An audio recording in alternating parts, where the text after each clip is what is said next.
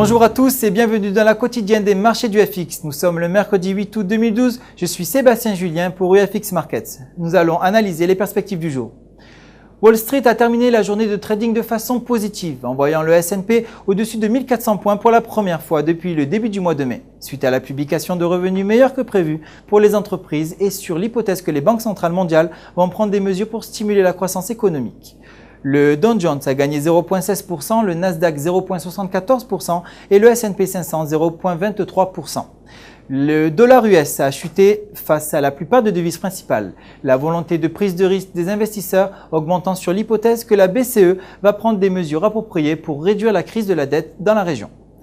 En outre, des nouvelles positives en Grèce et la réduction des coûts de l'emprunt de l'Espagne et de l'Italie en dessous des pics à 7% récents favorisent un sentiment général positif sur les marchés. L'or a gagné 0,10%, clôturant à 1612 $ l'once et le pétrole brut a grimpé à son niveau le plus haut en plus de 2 mois, à 93,40 $ le baril.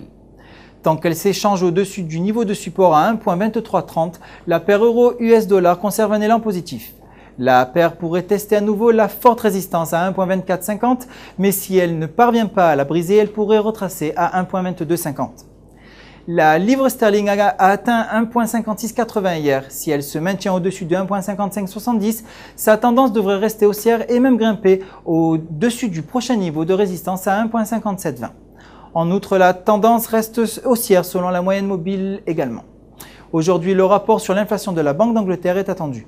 Le dollar canadien a grimpé à son niveau le plus haut en 3 mois face au dollar US, suite au renforcement de la volonté de prise de risque des investisseurs et la hausse des actions et du pétrole brut, le principal produit d'exportation du pays.